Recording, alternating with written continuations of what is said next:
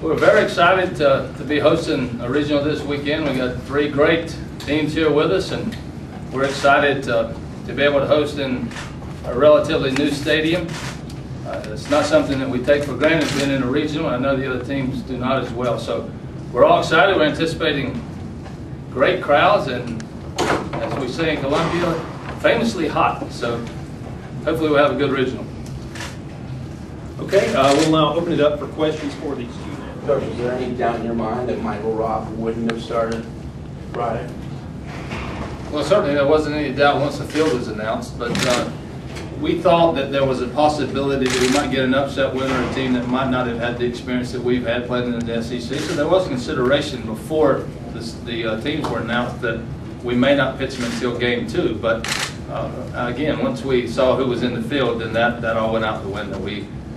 As Adrian said, there are three great teams in this regional. If you look at the RPIs of the teams that are here, this is the lowest RPI regional in the postseason. So if you look at it that way, it's the toughest regional going. So to me, that's something that you have to look at.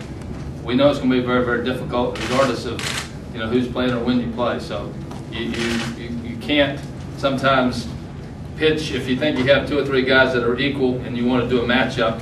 You can do it sometimes, but certainly not in our case in this region. Coach, the same question I asked a moment ago, just being able to promote the stadium to the community, to the college baseball world, and being able to play this weekend and possibly next weekend in front of your fans.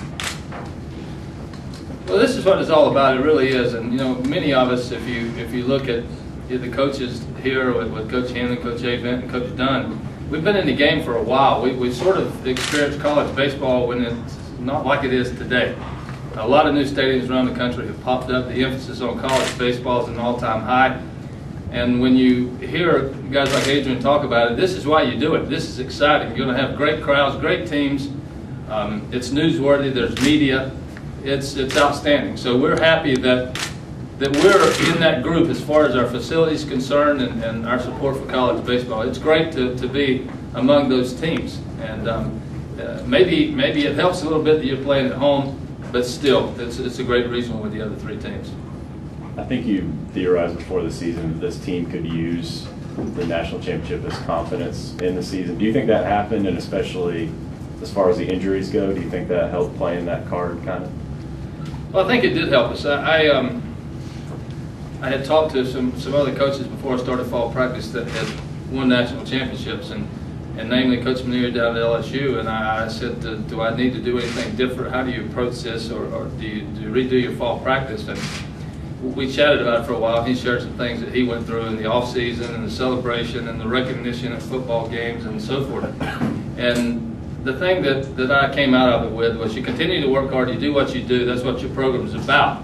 But you can use it to draw strength and experience from. And when we're playing down the stretch, when we're playing Florida in a rubber game, or Vandy, or the last series at Alabama, we have enough players on this team that had experienced that in the past that they were able to draw from that. Doesn't mean you're going to win, but it means you're going to be comfortable in the role that you have to play. Win or lose, you don't let some things enter into it that prevent you from winning, the anxiety, the tension. It's just about whether you perform well enough at a particular time. So I think there's some good things that happen from that. Again, it doesn't guarantee you anything, but the experience is a positive thing. And this time of year, you can. Yes, you got to think, because there are enough guys that have been there. Roth, Brady, Morales, Wingo, Marzilli, Walker, they played, they were there. So Matt Price, it's important. It doesn't guarantee you anything, but you can draw from the experience. Ray, with that being said, I mean, did you remind these guys this week, hey, yeah, you're national champions, but we haven't won anything yet, or are they experienced enough that you don't even have to bring that up to them? I don't have to do that. I'll tell you why, because most of the time I listen. And I listen to stretch, I listen to dugout chatter, I listen around the batting cage. I pay attention to what my players are talking about. And yes, sometimes they're talking about their social life. I get that part too. But they have perspective, and we're not a team that we can throw our gloves out and win. We're not extremely talented. We weren't last year. But they know how to play, and they understand the game, and when they play their best, they have a chance. And it's been a team that knows that you can lose in the middle of the week, regardless if you have the better names than the opponent you're playing. So that's been one advantage, I think, that we've had, the maturity of those older guys that get it. They don't think we're going to win just because. And that's been a good thing for us. We know we have to scratch and claw and fight for anything we get.